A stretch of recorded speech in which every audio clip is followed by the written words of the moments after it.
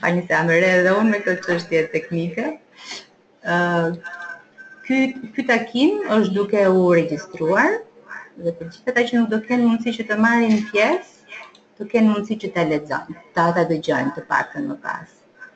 Atëherë, unë po ja lë fjalën Almës, që do prezantoj rastin, dhe më pas konsulenteve, eksperteve sipas nevojës.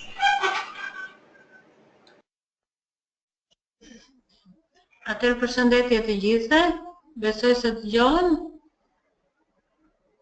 Unë jam Alma, siç e bëri dhe prezantimin Balbona, punoj si njësi për mbrojtjen e fëmijëve në Bashkinë Fier.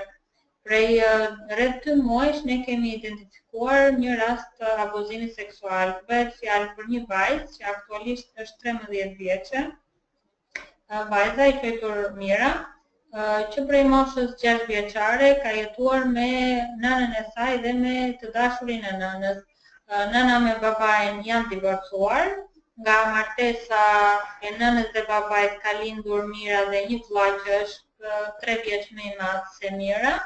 Gjykata në momentin e divorcit, gjykata kujdestarinë e Mirës ja ka kaluar nënës, ndërkohë që kujdestarinë e vllait ja ka kaluar babait. Nëna, siç ju thash, mbas divorcit filloi të bashkëjetonte me të dashurin e saj, që prej fillimit të bashkëjetesës, vajza Mira, që ka qenë në moshë 6 vjeçare, është abuzuar seksualisht nga i dashuri i nënës. Mira është takuar shumë rrallë me babain e saj biologjik, takime që kanë zgjatur vetëm disa orë. Diku para rreth 3 vitesh, Mira i ka shprehur shqetësime babait të saj se po abuzohej seksualisht në njarku. Babai menjëherë, mbasi e ka marrë këtë informacion, ka bërë denoncimin në polici, por në polici nuk është marrë parasysh këtë denoncim, madje babain e ka ndaluar për disa orë për kallëzim të rrem. Ndërkohë, para rreth 2 muajsh, vajza shqetësimin për abuzimin që po i ndodhte ja ka shprehur dajes së vet, dhe daja së bashku me tjatin kanë bërë denoncimin në polici, por në këtë rast policia ka ndërhyrë, është arrestuar nëna bashkë me njarkun e saj, njarkun e vajzës, dhe vajzën me një vendim nga prokuroria i ka kaluar babait, por jo me kujdestari ligjor, vetëm me një kalim të përkohshëm. Ndërkohë, unë e kam takuar personalisht vajzën. Vajza është e traumatizuar, ndihet fajtore për gjitha atë që ka ndodhi, ndihet shumë keq që dëshmoj kundër nënës së saj, pasi gjatë gjithë kohës që është kryer abuzimi, ashtu siç thotë vajza, nëna ka qenë prezente. Në shumë raste ajo i është ankuar nënës, i ka kërkuar mbrojtje, por nëna i ka thënë nuk po ndodh asnjë gjë, nuk është asnjë gjë e keqe kjo që po të bën. Megjithatë, vajza është edhe pak konfuze në deklaratat e saj, pasi ka pas disa raste që ajo thotë nëna është ndier keq, ka qarë, dhe është ndier keq për atë çka po ndodhte mua, por nuk kishte fuqi që të mundet ta kundërshtonte të dashurin e saj. Ndërkohë, në kohën kur është arrestuar, nëna bashkë me njarkun, në shtëpi janë gjetur edhe lëndë narkotike, që ata ishin përdorues të lëndës narkotike. Vajza, siç u thash, aktualisht jeton me babain. Babai është rimartuar, nga martesa ai ka një vajzë 3 vjeçë, ndërkohë ka dhe djalin që ja ka kaluar gjykata kujdestarin, djalin nga martesa e parë, që aktualisht është 16 vjeç. Jetojnë në një fshat në kushte shumë të vështira ekonomike, në 2 dhoma, një dhomë dhe një kuzhinë në fakt, ku në dhomën e gjumit fle babai bashkë me bashkëshorten e tij, ndërkohë te kuzhina ku edhe gatuhet hahet, fle dhe Mira bashkë me vllain e saj dhe me motrën e saj më të vogël. Takimet me Mirën kanë qenë të shpeshta. Në fillimet e saj gjyshja e Mirës, gjyshja nga ana e babait, ka qenë pak rezistente për pjesën e takimeve që ne zhvillonim individualisht me vajzën, pasi mendonte, kishte dyshimet e saj, kishte frikrat e saj se mundet ishin të futur nga ana e nënës së Mirës, për që të mund të ndryshoni mendjen e saj të deklaronte të kundërtën në gjykatë, ajo që kishte deklaruar në polici. Vështirësitë e mia në këtë rast, ashtu siç edhe kam shprehur në kërkesën time, janë vështirësitë ligjore dhe vështirësitë juridike. Për të filluar nga vështirësitë ligjore, është pjesa e kujdestarisë, marrja e kujdestarisë së vajzës nga babai, pasi kjo gjë na ka penguar qoftë në marrjen e shpërnguljes në shkollë, qoftë në dhënien e asistencës, ndihmës ekonomike apo në të gjitha procedurat e tjera, pasi duke qenë se babai nuk e ka ligjërisht kujdestarinë e vajzës, është një ngërç që ajo aktualisht ka ngelur pas një lloj kujdestari majoren dhe nuk mund t'i ofrojmë asnjë lloj shërbimi, krah shërbimeve psikologjike.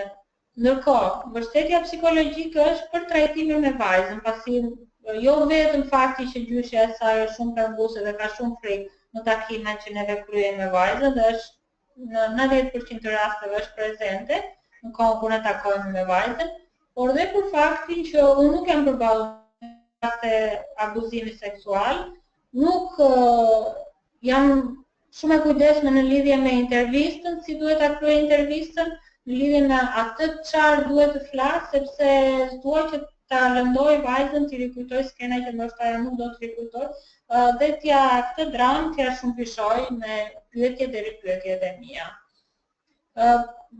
Plus pjesa pasaj që vajza paraqet shpesh anse, probleme, vështirësi, ndjet fajtore, karshi nënës nuk do që askush t'i thojë që nëna do qëndrojë në burg, madje vetë babai ka qenë ai që shpesh herë ka thënë, shiko, ju lutem, mos i thoni që nëna do qëndrojë në burg, po thoni që ja ne po punojmë, po mundohemi që nëna jote të dalë.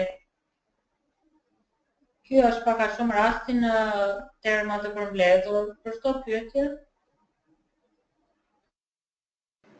Atëherë vazhdojmë me Orin. Okej, dëgjohem besoj? Po. Okej, përshëndetje të gjithëve, faleminderit Alma për prezantimin. Ne patëm pak mundësinë edhe ta diskutonim pak më parë se sa të hynim në këtë webinar dhe për të kuptuar edhe kush është situata e nënës, e cila ndodhet në burg aktualisht. Edhe bazuar në atë që ka thot kodi i familjes, për sa kohë nëna është në burg dhe ka një vendim penal për faqësinë e saj si autore apo dhe si bashkëpunëtore në rastin kur është kryer abuzimi seksual ndaj vajzës së saj, do të thotë që automatikisht të flasim për humbje të përgjegjësisë prindërore. Kjo na çon pikërisht tek pjesa tjetër që do duhet që të ndryshohet një vendim i cili kujdestarin apo ushtrinë e përgjegjësisë prindërore, pavarësisht se është i përbashkët në kushtet kryesisht i është lënë nënës më parë. Unë do thoya që nga ana legjislative apo nga ana ligjore çështja është disi e pastër në kuptimin që ka një vendim gjykate e cila zgjidh martesën, por në këtë vendim të gjykatës ku zgjidhet martesa, përcaktohet gjithashtu dhe se si do të ushtrohet përgjegjësia prindërore. Që thamë edhe një herë, aktualisht ushtrohet ose është de facto është në kujdestari të nënës. Ky vendim i gjykatës mund të ndryshohet dhe mundet që të bëhet një kërkesë pranë gjykatës për ndryshimin vetëm të pjesës që ka të bëjë me kujdestarinë ligjore dhe jo me zgjidhjen e martesës. Pra, brenda të zgjidhjes martesës është përcaktuar se si do të ushtrohet. Ky vendim që është dhënë nga gjykata për zgjidhjen e martesës do duhet të ndryshohet. Kërkesa normalisht do të vijë nga babai ose nga një, të themi nga një avokat.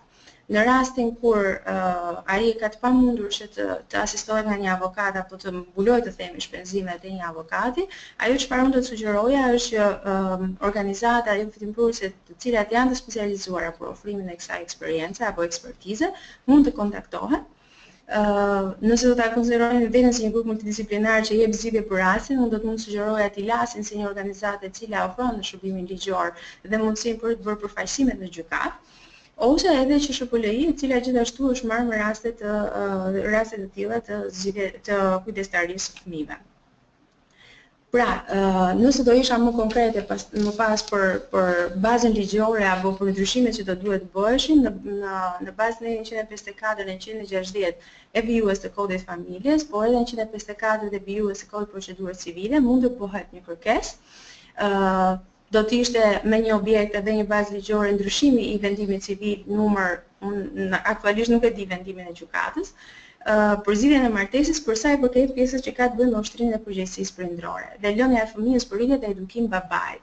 Në këtë kërkesë normalisht do duhet parashtrohet që nëna do të kishte drejtën e takimit në kushtet kur ajo do të ishte jashtë ambienteve të burgut dhe pa mundësinë e kontaktimit me njerëzit.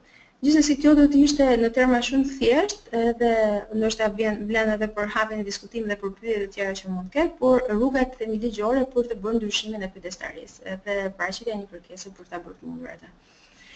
Ndërsa për sa i takon faktit që vendimi i kujdestarisë ka lidhje me shumë shërbime të tjera, mund të them që është pjesërisht e saktë, ndërsa për sa i takon edhe çështjes që fëmia të duhet të shkollohet apo të qëndrojë të regjistrohet pra një shkollë tjetër apo shkollës ku babai ka vend banime, mendoj që vendimi i kujdestarisë nuk do të ishte thelbësor në këtë rast, ose nuk do të ishte ai që do të përbënte një pengesë që fëmia të mund të shkollohet.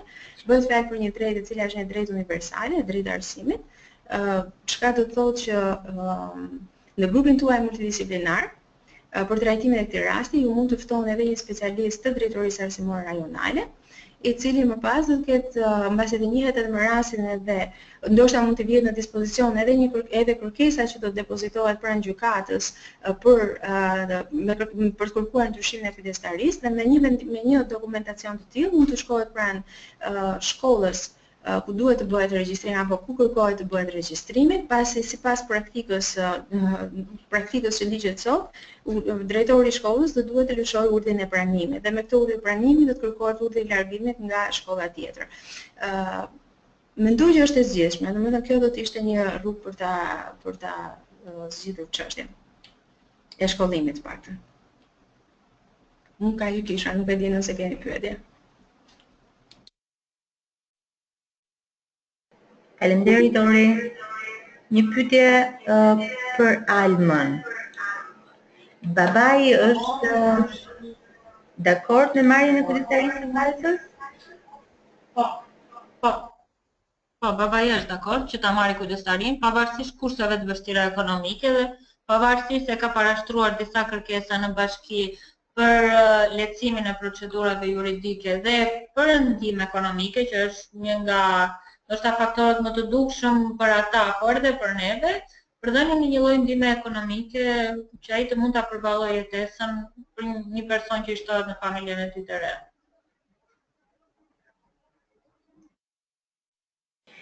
Okej, po deri më sot cilat kanë qenë vështirësitë për dhënien e kujdestarisë? Thjesht mosnjohja e procedurës dhe hapat që duhen ndjekur apo ka ndonjë pengesë tjetër?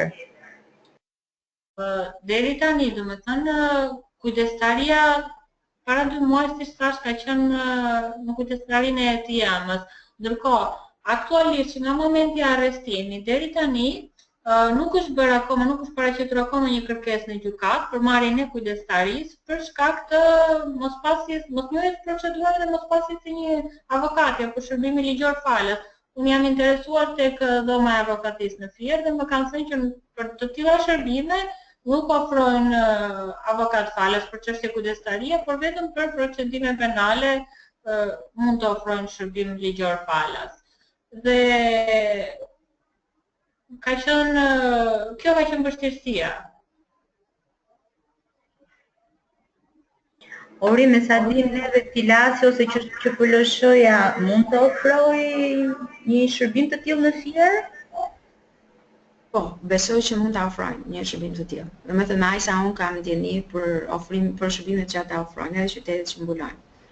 Okej, atëherë e rëndësishme është ata të kontaktohen, pastaj të gjendet një formë që por kërkesa mund të vi edhe nga njësia për mbrojtjen e fëmijëve, mund të paraqitet një kërkesë, ndoshta do duhet që vetë prindi të jetë i prezant dhe i pranishëm në gjykatë në kohën që bëhet në gjatë seancës gjyqësore, themi. Megjithatë, meqense çështja është pak më specifike dhe për hartimin e një kërkese të saktë, qoftë edhe për nga pikpamja e objektit apo bazës ligjore, do duhej që të kishe një konsulencë themi të një eksperti ligjor. Do të isha më shumë pro një bashkëpunimi me një organizatë që ofron atë, apo me ekspertë që mund ta ofrojnë këtë lloj ekspertize, meqense është pak më specifike, si më thënë. Okej, perfekt. Alma, ti ke kontakte të këtyre dy qendrave që mund të ndihmojnë? Po të flas, kontaktet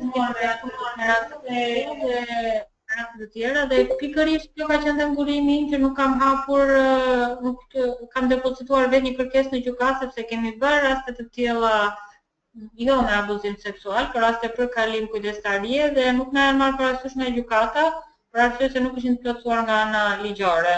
Ishte ndoshta formulimi gabim apo specifikime të tilla dhe kemi bashkëpunuar me klasin që kemi rihapur gjyqet nga e para. Por ka qenë përgjithsisht raste kujdestarie ku pranonin të dy prindrit që kujdestaria t'i kalonte hallës, për shembull ose dikujt tjetër të afërmi. Jo raste tjera.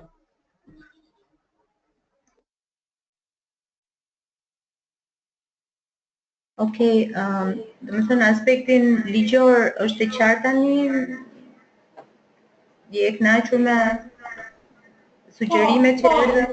Faktikisht ata kohë që të bëjmë të mira pak më parë të çështje me Orindën dhe të themi që e konsumuam një pjesë të temës, por patjetër, domethënë thjesht duhet fillojmë procedurat tani që ai të marrë kujdestarin që është shumë e nevojshme për t'i ofruar të gjitha shërbimet e tjera, siç e tha dhe Orinda, që janë penguar deri tani vetëm nga çështja e kujdestarisë.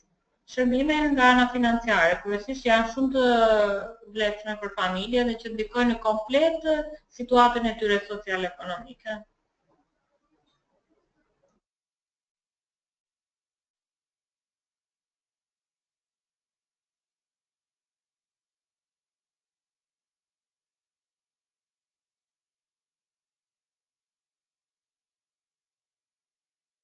Jo, fjalën e të dyja dalë. Unë kam qenë duke folur, por e kisha të mbyllur mikrofonin. Po thoja që në aspektin e nevojës për mbështetje ose për konsulencë psikologjike, besoj se Anila do ketë nevojë të bëjë ca pyetje lidhur me rastin.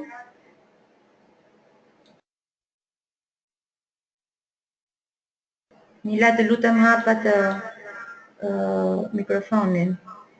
Së dëgjojmë.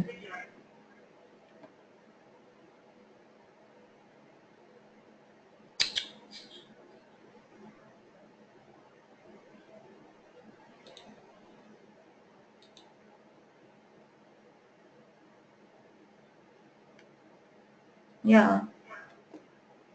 Të lexojmë vetëm buzët. Po deri që parë po dëgjohesh është shumë mirë, vinin zhurmat madje nga ambienti jot.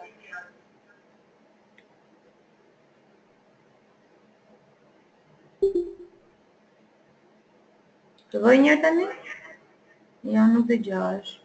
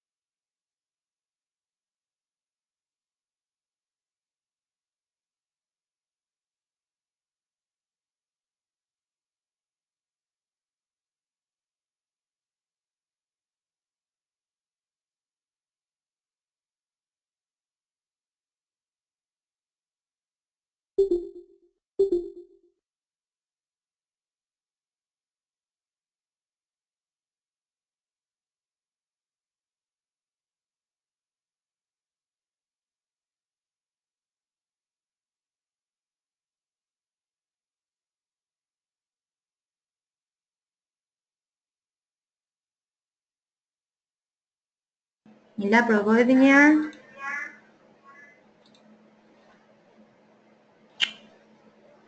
Nuk dëgjohet.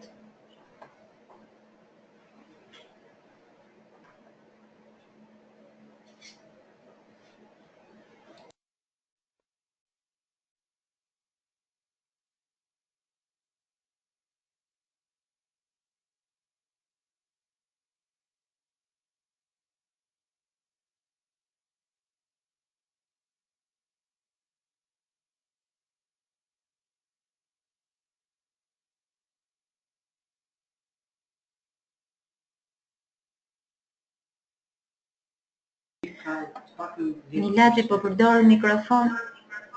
Jo, nuk dëgjohesh. Ja. Ngreja një çik zërin se kam përshtypjen që sikur të dëgjova. Okej, është telefoni që e lidh me laptopin. Nuk e pyesësh. Dhe që po përdor. Sa e dëgjon ti, ha? Ajo më dëgjon.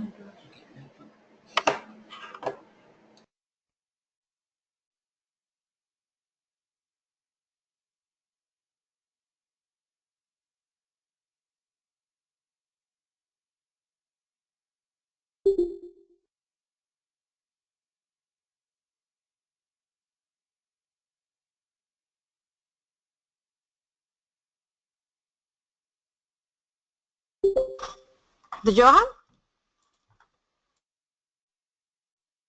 Tani po. Tani dëgjohem. Po, perfekt. Okej. Do të thënë, e pas këshim pasur kupjet tua? Po pra me sa Okej. të Okej. Alma? Dëgjohem? Nuk dëgjoj më. Alma? Po të dëgjoj. Okej. Ti je punojnës sociale apo psikologe? Se ti je menaxher e rasteve. Punojnëse sociale. Punojnës sociale. A ke në ekipin tënd apo në organizatat partnere psikologë që mund të merren me vajzën? Jo, nuk kemi psikolog, kemi kërkuar asistencë nga një psikolog nga Terdezomi dhe na ka ardhur në një rast një psikolog nga Terdezomi. Kurse të gjithë ekipi multidisiplinar janë ose psikolog shkollor ose punoj social. Do të thënë, rasti që bëhet fjalë është një rast shumë i vështirë për të trajtuar dhe është i vështirë më beso për ata që kanë përvojë dhe janë shumë të njohur me teknika dhe me gjithë vështirësitë. Dhe më duket shumë e vështirë që ndonjëri nga ju që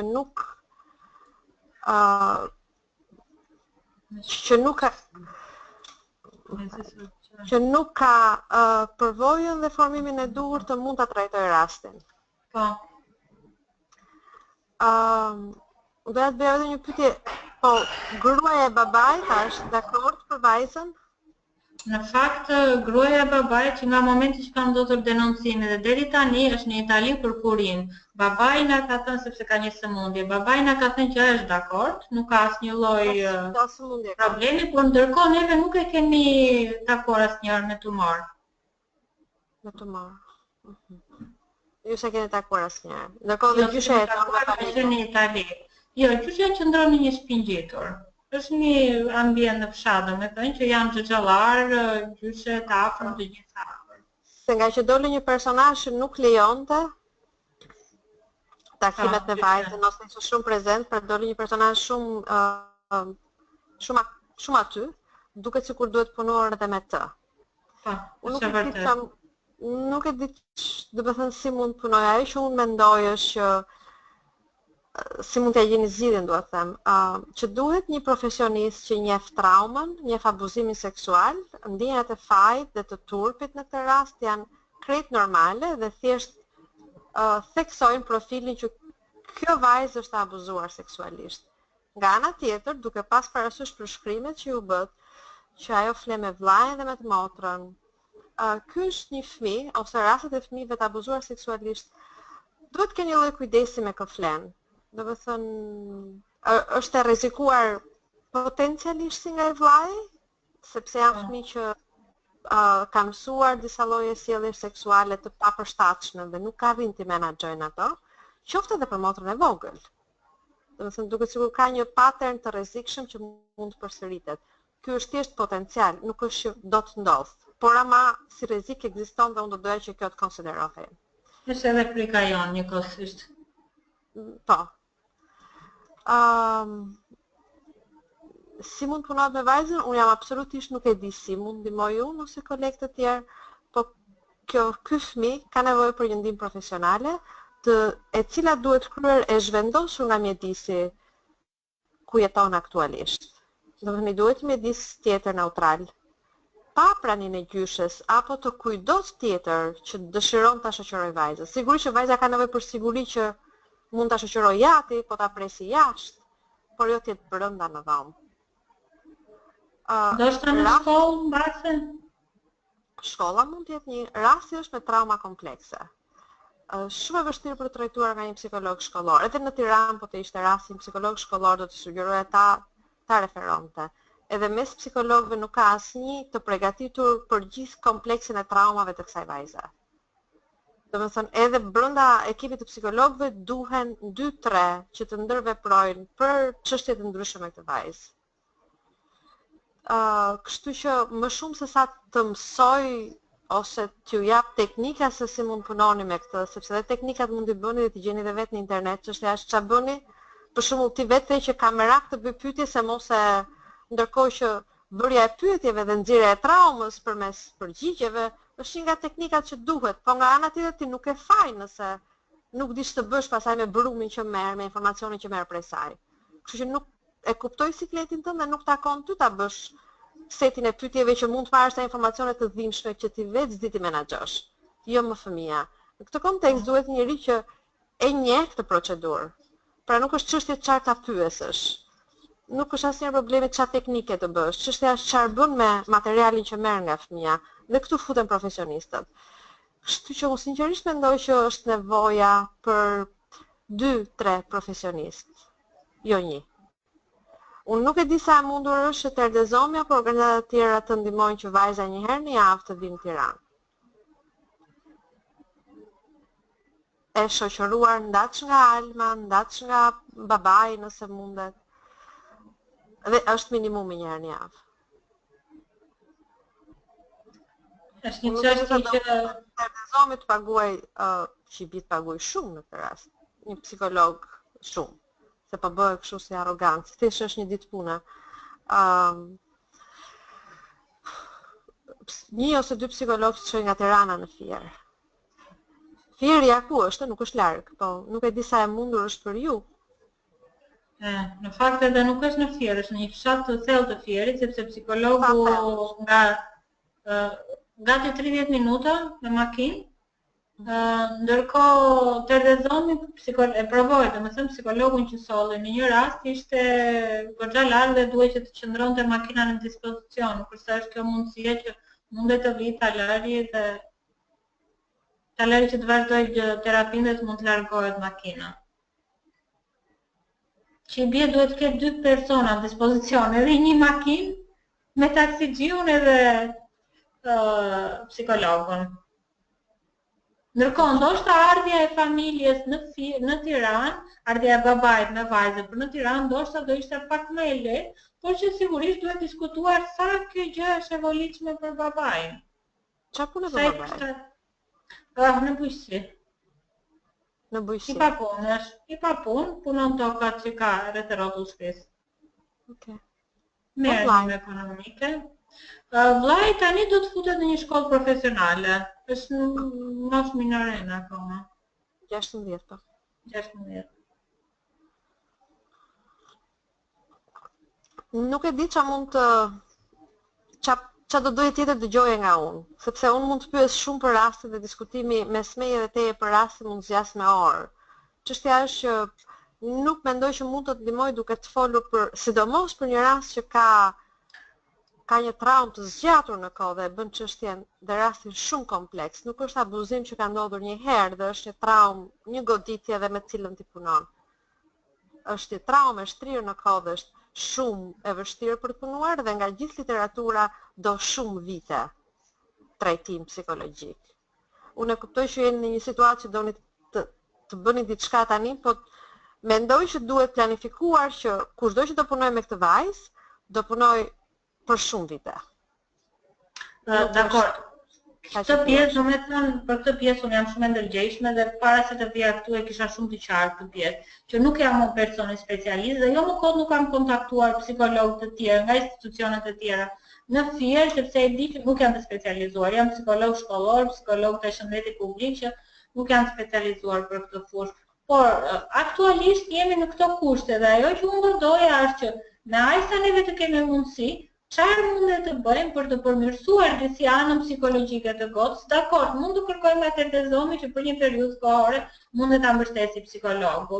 Por neve vetë, si njësi për mbrojtjen e fëmijëve, ne si institucione, si shkollë, çfarë mundet të bëjmë, çfarë aktivitetesh mundet ta përfshijmë atë, çfarë është më e mirë të jetoj aty, apo ndoshta mos do ishte më e mirë që ajo për një periudhë kohë të zhvendoset fare në një qendër rezidenciale, qendër për viktima të dhunës në familje, do të thënë, apo të vazhdoj të qëndroj aty.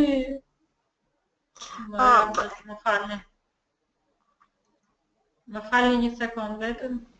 Doja vetëm të ndërhyja pak. Nga informacionet që kam lexuar, vllai është goxha autoritar. Dhe në një mënyrë vllai është autoritar që mua kjo më frikson. Se ndoshta nga autoriteti vajza mundet që të ofrojë gjëra të tjera nga frika. Dhe qëndroj tek ajo që thot Alma, mos ndoshta një shkëputje nga familja, sepse aty afër është dhe daja. Pavarësisht se është mbrojtje, unë prap kam frikën.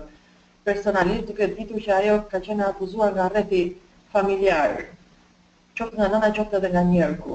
Do të thënë është pak situatë pavarësisht se ato shprehin goxha janë të hapur për ta mbajtur dhe për ta ofruar vajzën, por që nga ana tjetër unë kam frikëra. Duke patur parasysh një vllai i cili është në 17 vjeç më duket, autoritar, ndërkohë që daja ishte ai që e mbajti në shtëpi dhe i ka shtëpia të afër besoj. Alba, më ndihmon? Alma, më dëgjon? Po, i kanë afër shtëpitë e tjera. I kanë afër dhe ne daja, domethënë, shkoj kam disa frikra në ambientin që jeton vajza. Unë mendoj që familja është shumë e rëndësishme dhe besoj që vetëm në familje mund të shërohet. Mund të jetë daja, dakord, një familje tjetër, por duhet të jetë familja. Domethënë, çuarja në qendra të tjera do e bëj edhe më komplekse dhe më të vështirë tramën e vet. Domethënë, e shoh vërtet shumë të vështirë dhe nuk e shoh të shëndetshme. Sigurisht mund ta kem gabim se nuk i njoh nga afër. Domethënë nuk e kam parë nga afër situatën. Ndoshta po ta shoh nga afër mund të kem një ide më të qartë. Për aq sa dëgjoj, dhe lidhur me përvojën time, institucionet apo qytetat rezidenciale janë një gjë që nuk shërbejnë shëruar. Dëgjohem? Po. Okej. Se ose dëgjoj vetëm prandaj. Okej. Një gjë tjetër, një ide tjetër që unë mendoj që mund të funksionojë, mund të jetë që Terde Zomi, se po i referohemi që është personi që të investoj që të paktën 2-3 psikologë nga Fieri të trajnohen për traumën, se kjo është multitraumë dhe është komplekse. Domethënë dhe në Tiranë nuk ke një njerëz specializuar për këtë. Por që të mund të ky ekip 2-3 psikologë të vit të marrë një trajnim dhe b të supervizohet nga një grup ekspertësh në lidhje me këtë rast.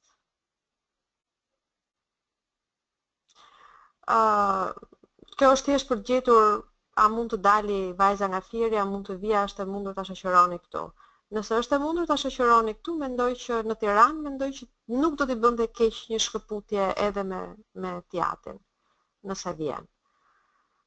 Nëse ju mendoni që në terma financiar është më mirë investimi brenda qytetit edhe për raste të tjera, shpresoj të mos keni kaq komplekse, po mund të jetë, besoj që investimi për profesionistët në zonë do jetë më me mend se sa vetëm investimi në Tiranë. Fakti që do jenë 2-3 psikologë, a ndoshta janë 2-3 figura të reja dhe miksojnë valët? Nuk mendoj që e friksojnë. Nuk sigurisht duhen 2-3 sepse do ketë burnout të fortë, do ketë lodhje, do ketë frikra të mëdha dhe do përballen qoftë me atë që do thuhet, qoftë me atë që do nxirret nga vajta që është shumë e rëndë. Domethënë, janë materiale shumë të rënda dhe një nuk e përballon dot. Edhe sepse s'ka moshën, nuk besoj që ka psikolog të zot mbi 40 vjeç, dhe 2 sepse nuk ka përvojën. Po të kishim fatin kishim një psikolog 50-60 vjeçar në Shqipëri, psikolog besoj që mund ta përballonte. Domethënë nuk është ai çështje moshë, çështje përvoje në fakt. Si jetë si profesionale. Nuk puna ju duhet të jetë patjetër në moshë të rritur. Është vetëm çështje përvoje. Sigurisht do ishte shumë mirë të ishte një figurë, patjetër. Po nëse një figurë arrin ta menaxhojë të gjithën këtë, nuk mendoj. Ti e merr përsipër rastin drejton. Vetëm një çike vështirë, unë mund të punoj me pjesë caktuara të traumës së saj. Sepse abuzimi seksual është një gjë. Fakti që nëna ka qenë aty dhe nuk e ka mbrojtur është një traumë tjetër. Nuk po flasim për pastaj abuzime dhe nëse është rasti që unë ka parasysh dhe nëna ishte ajo që tha që s'po të bën gjë? Po, nëna. Mos u shqetëso, nuk është ka tillë, nuk është gjë e keqe. Po. Nuk është gjë e keqe. Domethënë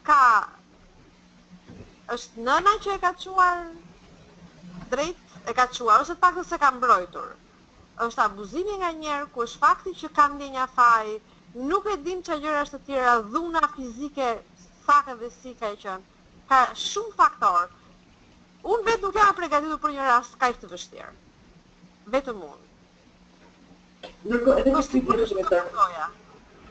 edhe një pyetje tjetër.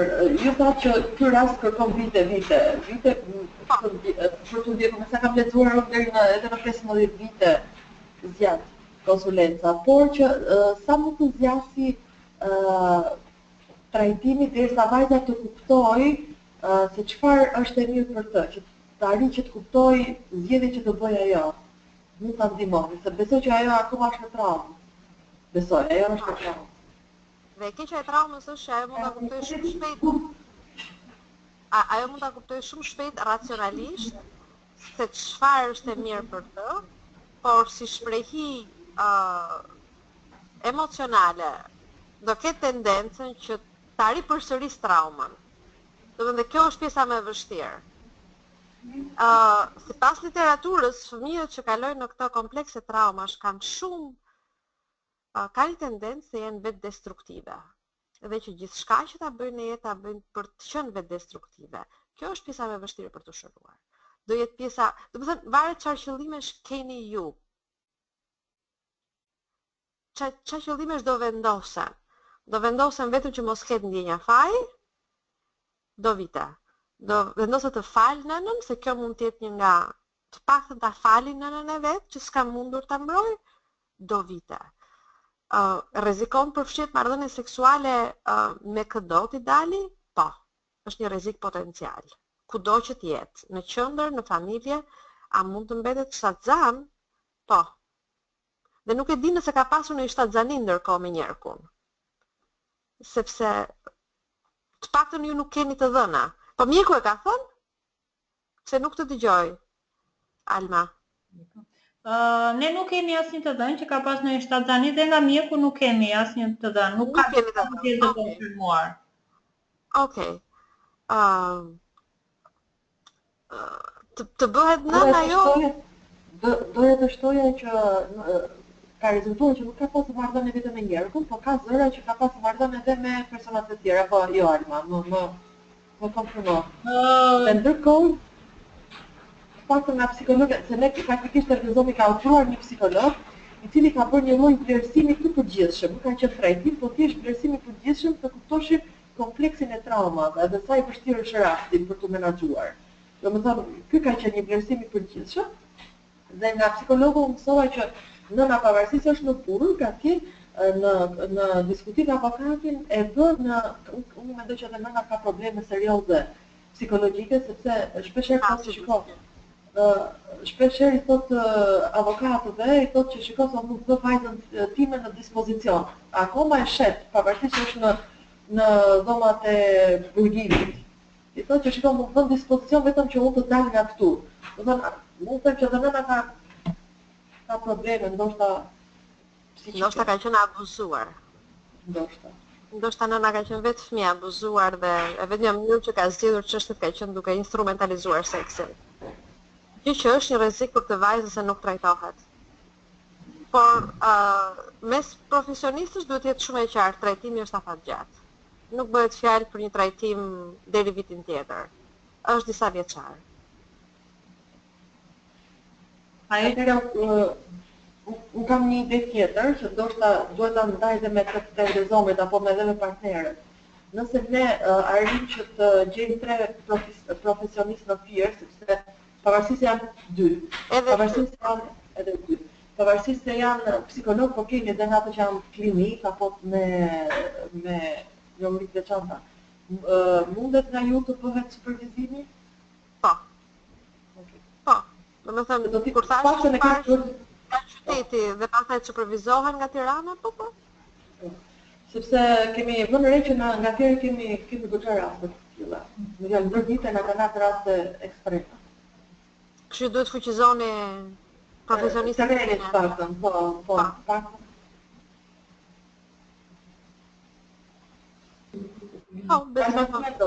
Jo, unë në fakt doja të shtoja, kaloj tani, po doja të shtoja pjesën që nëna ka prostituar vetë. Ka qenë vetë domethënë punonjëse seksi dhe ndër vite, dhe neve të paktën goca nuk na ka dhënë një informacion të tillë që mundet këtë shkuar me persona të tjerë, mundet ta ketë ofruar nënat e persona të tjerë, por goca është e paqartë në deklarata të tjera, domethënë është konfuze. I ndryshon deklaratat. Ky informacion e mbaj ka ardhur psikologu nga Daja edhe nga fëmia, domethënë.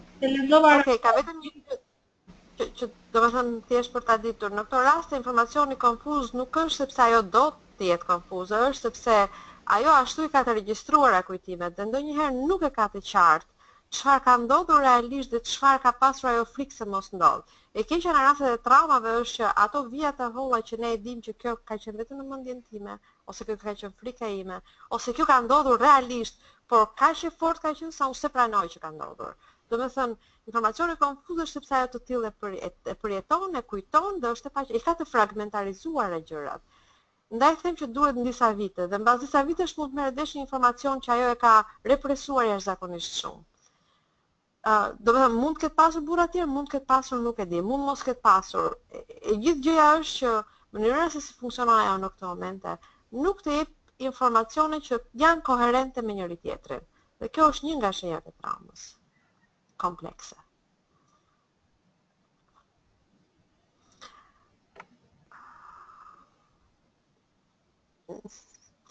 Nuk di domethënë.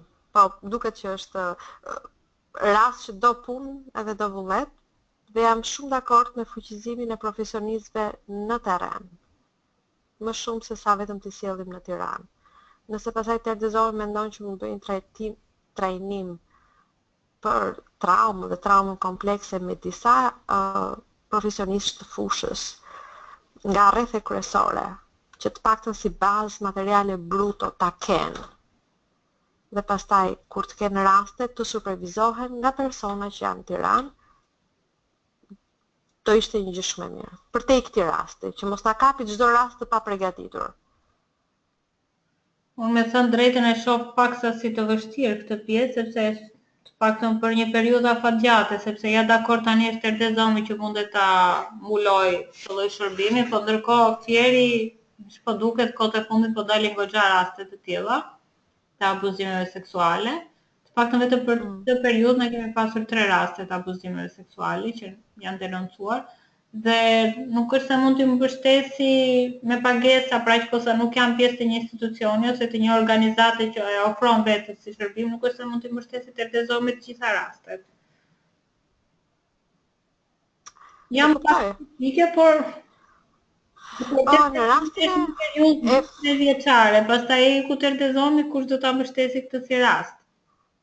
Jo, ky si rast mendoj që të paktën deri 18 vjeç që të bëhet magjorene duhet mbështetur dhe shpresoj që deri atëherë të ketë gjetur fuqi dhe forca të vazhdoj vetë të ndihmoj veten, se sa askush mund të thotë asaj vazhdo se ke nevojë të trajtohesh ende. Është magjorene. Po 13 deri në 15 janë 5 vite, mendoj që ajo në këto 5 vite duhet të ketë dikë. Se si mund të organizohet pasaj që shoqata profesionistë është për raste të tilla të mund të japin dhe shërbimin falas, pse mund të jetë një detyrim që e vë bashkia tani që licencohen psikologët dhe sigurisht do hapin zyrat e tyre dhe do jenë të njohura. Kanë ca detyrime dhe ndaj organizatave për të trajtuar raste dhe falas, sigurisht. Nga diskutimi këtu në fakt, që për mua ishte shumë i vlefshëm, më vjen ndërmend është një gjë që diskutohet që duhet bërë, por ndoshta do parë më fuqishëm që të fuqizohet familja ka ana ekonomike, sepse thash, të rrëdhëzohemi ne kemi një marrëveshje 3 vjeçare. Pastaj do ikë të rrëdhëzohemi kush do ta paguajë këtë psikologun apo të gjitha shërbimet që i nevojiten.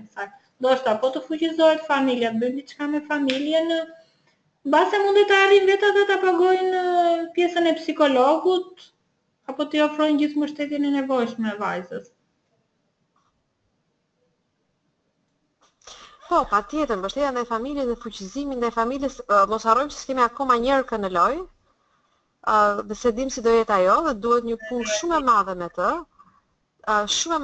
dhe me tjatin, që të fuqizohen si çift për përballuar se kanë në shtëpi një njeri me lëndime dhe plagë shumë të mëdha. Nuk jam e bindur nëse ata janë të ndërgjegjshëm për këtë gjë.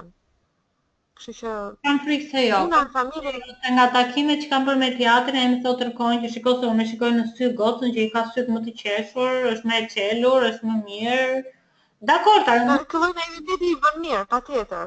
Ajo mund të jetë shumë më mirë atje, por ndërkohë që kur unë e takoj, nuk më rezulton që ajo ta ketë kaluar pjesën e fajit ndjenjës së fajit. Jo, faj dhe ka dhe turp shumë të madh, pavarësisht se sa është arritur të zbulohet kjo gjëja. Po, padyshim me familjen dhe fuqizimin dhe si institucion familja dhe financiar është plan paralel. Ne po flisim vetëm për ndërhyrjen direkte me vajzën, që nuk është e vetme. Qëllimi kryesor që normale.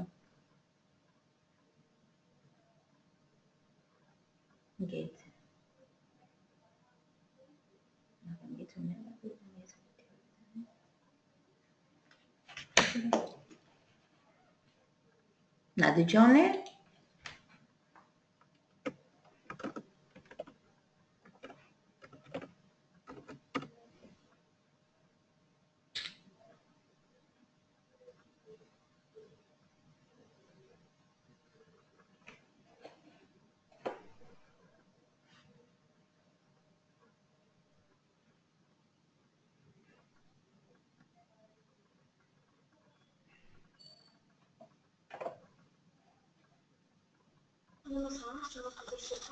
Jo, në seancë të janë. Zvajti dhe sot atjeti?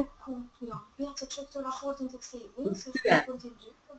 Po, okej. Po, këtu jam. Në qoftë se më lejoj të bëj një ndërhyrje të vogël. Ajo që Anila shpreh është absolutisht nevoja për pak një ndërhyrje të specializuar për rastin. Është gjëja më e nevojshme në këto momenta, jo vetëm për tani, por edhe për 5 vitet e ardhshme minimalisht. Por në kontekstin tonë gjithmonë jemi mësuar që t'i ulim standardet dhe të jemi të paktën të aftë që të ofrojmë minimumin e ndihmës. Dhe duke vrarë mendjen shumë sa zhbritet mendja për këtë rast edhe nuk e di se sa ja dalim. Çfarë mund të bëjmë konkretisht që të japim minimumin vajzës? Besoj që minimumi për vajzën është një ambient ku ajo ndihet e sigurt dhe ku mundësia për të pësuar dhunë të mëtejshme është zero, është shumë e vogël. Ta konsiderojmë vetëm këtë aspekt dhe të themi, hajde vlerësojmë si është siguria e saj dhe si është komoditeti i saj në shtëpinë e babait krahasuar me ç'mund të ishte për shembull në shtëpinë e dajës. Unë sa kuptoj, daja ka qenë personi i parë që e ka çuar deri në fund denoncimin dhe e ka nxjerrë atë nga dhuna. Më duket një Më dëgjoni? Po, okay. Më duket një pikë e fortë ndoshta për të punuar edhe për ta parë mundësinë, po them, unë nuk e njoh rastin konkretisht, po mos ndoshta do ishte më mirë për vajzën të ishte në shtëpinë e dajës sesa në shtëpinë e babait, ku situata është e komplikuar me një vlla, siç po thoshte Lira, hiperprotektiv, me një njerëz të smur, me një ambient di, domethënë kur kemi një të smur në familje, situata frustrimi, acarimi, shqetësimi është prezent. Nuk e di se si mund të konsideroj kjo mundësia për të parë dajën si një kujdestar.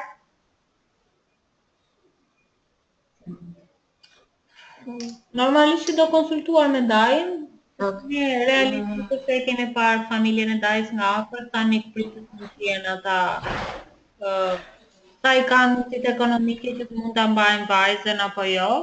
Por unë kam shumë frikë pjesën e të qëndruarit, domethënë pavarësisht se po lobojmë për të dhënë kujdestarin babait, për arsye që ai të mund të marrë shërbimet ligjore, duke qenë se siç e thash goca ka ngelur pa kujdestar ligjor aktualisht, por e kam frikën që goca të qëndrojë tek familja e babait për shkak të ambientit ku ata jetojnë dhe për shkak edhe të paaftësisë që kanë parë nga ana e babait për ta mbrojtur gocën, edhe për arsye të vllait hiperprotektive. Ndoshta mund të ndikojë dhe fakti genetik në këtë temë, domethënë që ai mund të jetë një abuzues i mundshëm, ndoshta janë paranoja, por këto janë frikrat e mia. Unë nuk e shoh edhe totalisht të sigurt tek shtëpia e babait. Plus pjesa e jetës, që dakord, babai na thotë është dakord, s'ka probleme, por për aq kohë ne nuk kemi takuar. Nëse mund të bëj vetëm një ndërhyrje të vogël për pjesën e kujdestarisë, përpara se sa të shkonim, po mendoj në tek elementi kujdestarisë dhe kush është më mirë të jetë kujdestari i kësaj fëmie, të jetë babai apo të jetë daja e tij, mendoj që ka nevojë për një vlerësim të mirë situatës. Domethënë çdo gjë, aja gjës do niste nga një vlerësim i rastit. Nga një vlerësim i rastit që ndoshta do kërkonte investimin e një psikologu për të kuptuar se cila është trauma e kësaj fëmie, cilat janë kushtet ku ajo jeton, cila është marrëdhënia me teatrin. Po vim në një profil që nuk është i imi, por thjesht po dua të kuptoj që ti përpara se sa të shkosh në gjykat, je i bindur se kush është zgjidhja më e mirë e fëmijës. Dhe më pas nëse rasti do duhet qëndronte tek daja, cilat janë benefitet e kësaj fëmie apo çfarë mund të përfitonte më tej ky fëmijë. Kështu që sugjerimi im që është gjithsesi i përgjithshëm është të bëhet, ndoshta Edlira e përmendi pak më parë që ka pasur një vlerësim, po le të bëhet një rivlerësim ndoshta i rastit, një rivlerësim i nevojës për ndërhyrje dhe kush do të ishte zgjidhja e mirë në pjesën e kujdestarisë. Çështja e kujdestarisë më pas është e zgjidhshme, si në rastin kur do të jetë në lojë babai, që është shumë e thjeshtë dhe ne diskutuam më përpara, por edhe në rastin nëse do të ishte daja, sërish ka forma të cilat do të mund të lejonin që daja të vinte të kthehej në kujdestar të fëmijës. Babai do duhet bënte një deklaratë për notariale, për të hequr dorë për arsyet e tij, për kujdestar, si kujdestar i këtij fëmie. Dhe do mund të ndiqej një rrugë dytësore, një rrugë e dytë ligjore për të çuar drejt kujdestarisë së dajës. Në çdo rast, edhe nëse do ndiqej si rruga e parë për kujdestarinë për babait apo të dajës, do duhet sërish të ketë një thjesht e sjell në vëmendje edhe më pas edhe në terma të kostos, që në seancë gjyqësore do duhet caktohej një psikolog apo një punonjës social që do të bënte sërish një vlerësim të rastit, sepse gjykata ka nevojë për një raport të tillë që të marrë vendim. Dhe nëse në dijenin tim ky është sërish një profesionist i cili ka nevojë të paguhet, pra vjen në një kosto të caktuar, por edhe në këtë rast do duhet të gjenden forma alternative të investimit të psikologëve të organizatave që ofrojnë të themi falas një shërbim caktuar. Dhe pastaj të vazhdohet me ndërhyrjen. Ndërhyrja do duhet të ishte shumë e plotë, do të mendoj që ti e përmend në fakt fuqizimin e familjes.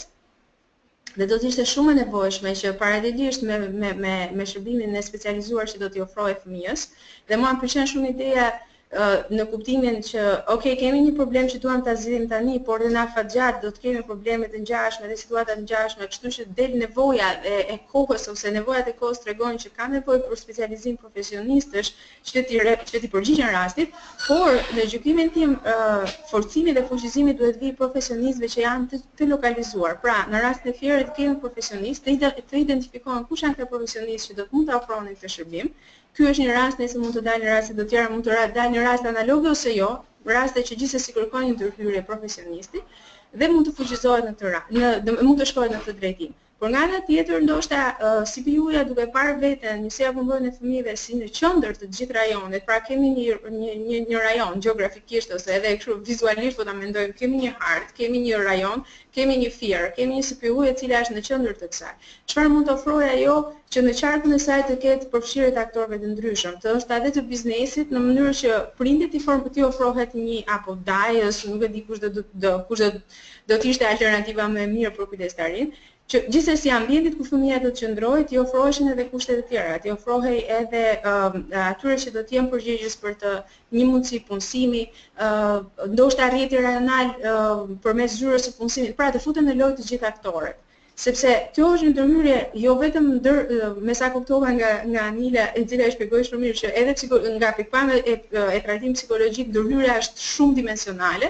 Mendoj që edhe në rastin e vetvete, edhe familja e vajzës do të kërkonte një ndërhyrje që është po aq multidimensionale, domethënë shumë dimensionale për ta trajtuar. Kështu që CPU-ja e shoh vërtet si pa dashur që të jap një ngarkesë apo një kosto ekstra për rastin, por të shihet mundësia që të gjithë ata aktorët që janë atje në vend, që janë në fier, të mund të vihen të gjithë bashkë, të mund të ulen në një tavolinë dhe që të mendohen ndërhyrjet edhe si afat shkurtër edhe afat gjatë. Ndoshta ne kërkojmë jemi shumë vullneti i mirë dëshiron që zgjedhjet të jenë të menjëhershme, që ne ta shohim ndryshimin menjëherë.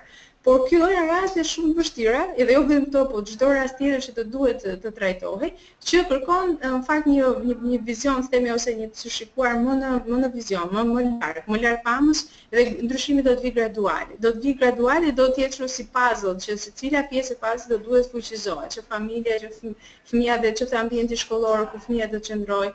Çështja e arsimit që ne ngritëm më përpara është gjithashtu një nevojë për fëmijën, që ajo të mos e ndërpresë procesin arsimor. Domethënë të duhet që vim sërish prapë tek e njëjta gjë, që ndërhyrja do të jetë shumë dimensionale, nevojat janë shumë dimensionale, por edhe themi shumë aktorë të ndryshëm të përfshirë, duke pasur në qendër njësinë. Ndërsa për sa i përket shërbimit psikologjik, unë do e vlerësoja që do duhet fillonte me një rivlerësim të rastit nga një profesionist. Të vlerësohet, bëhet një profil, kush është rasti, cilat janë nevojat e tij dhe çfarë do duhet bëhet. Pa dashur të ndërhyjë, Anila nuk dua që të futem në një pjesë që nuk është e fushësime, por që thjesht e shikoj kështu si nevojë të parë, të menjëhershme. Jo, mendova që ka një vlerësim të bërë nga një profesionist edhe ndoshta si ishte rasti, po një rivlerësim sigurisht nuk është keq. Nuk është keq një rivlerësim, kështu që patjetër. Nuk jam kundër kësaj. Do isha vetëm që si të filloj ndërhyrja që ajo të filloj të shërohet. Dhe pa dashur të jem pesimiste,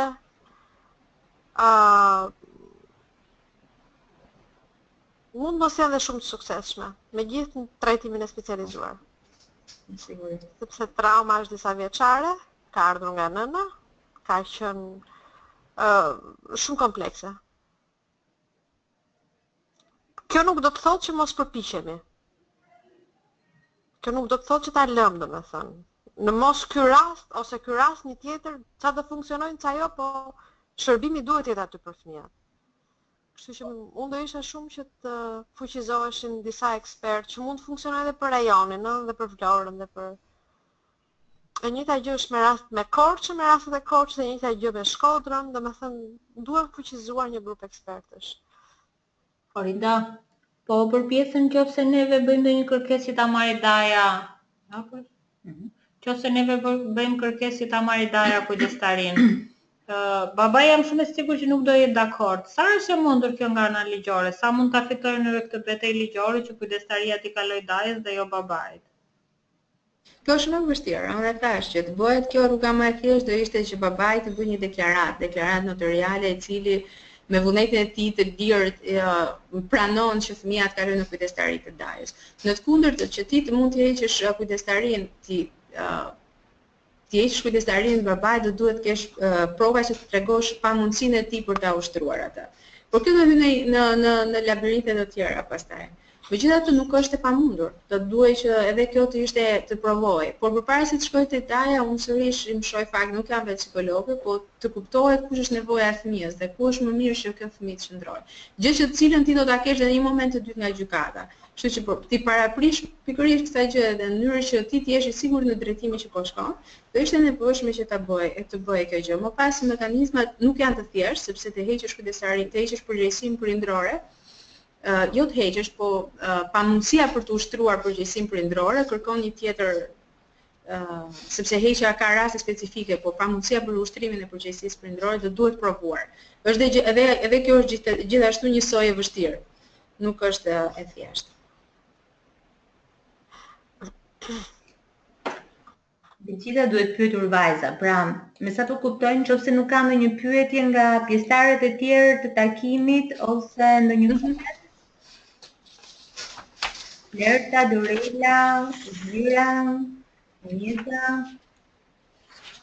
Okej, të bëjmë një përmbledhje sepse kemi mbi një orë që po e diskutojmë rastin. Të bëjmë një përmbledhje të vogël, ajo çfarë i sugjerohet si nga ana e psikologit ashtu edhe nga ana e ekspertës ligjore, Almës, është që vetëm mundësia për të rivlerësuar rastin, vi gjitha për të parë si shkon edhe vajza vetë sigurinë e saj, mund jetë më mirë.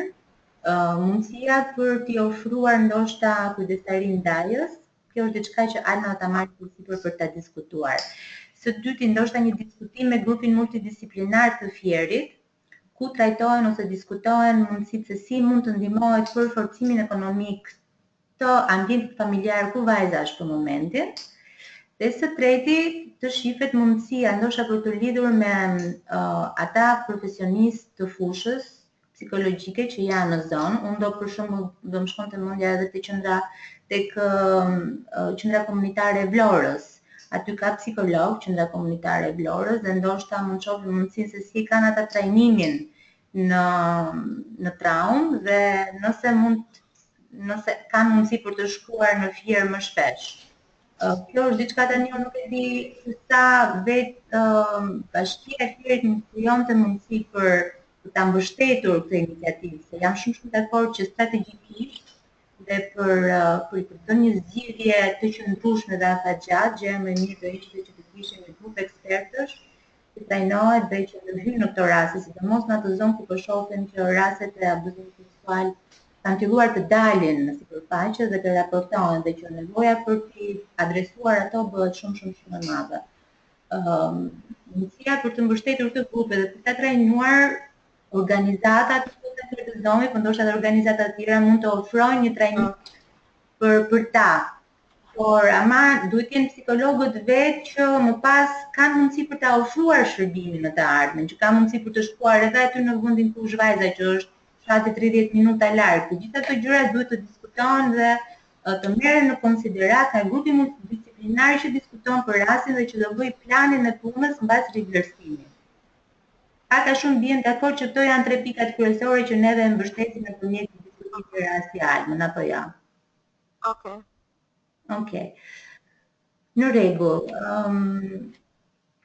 Nëse ka diçka tjetër në një koment Alma për të shtuar, për të diskutuar të fundit. Alma, po, bona, tek pika e dytë që ti shtrove për çështjen e grupit multidisiplinar, meqense ne patëm, siç e në rastin, një element ishte edhe arsimi. Kështu që do duhet që të gjenden edhe zgjidhjet për ta çuar fëmijën në shkollë, që të mos mbetet në Jo, fëmia është në shkollë, por nuk është marrë regjistrimi nga shkolla ku ka për në shkollën për shkollën që është. Fëmia është futur në shkollë, realisht mbas ndërhyrjes së grupit multidisiplinar, por është, Aha, okay. ajo nuk është regjistruar në regjistrat e shkollës. Okej, unë e kisha kuptuar në terma të tjerë, që nuk ishte duke ndjekur procesin. Jo, Okej. jo. Atëherë, okej. Okej. Mirë, Nëse s'ka gjë tjetër? unë ju falenderoj, realisht domethënë për mua ishte shumë ndihmë e madhe për ta riparë me një sy tjetër rastin, dhe besoj të mbetemi në kontakt për këtë rast. Patjetër. Atëherë falenderoj shumë Almën që solli këtë rast, falenderoj shumë Anilën për ndihmën edhe Orinën gjithashtu dhe ftoj të gjithë të tjerët të pranishmit që nëse ka nevojë të diskutojnë raste online në këtë formë, të më kontaktojnë mua ose nëpërmjet Child Hubit. Okej. Gjithë të mirat, mirupafshim. Okej. Mirupafshim.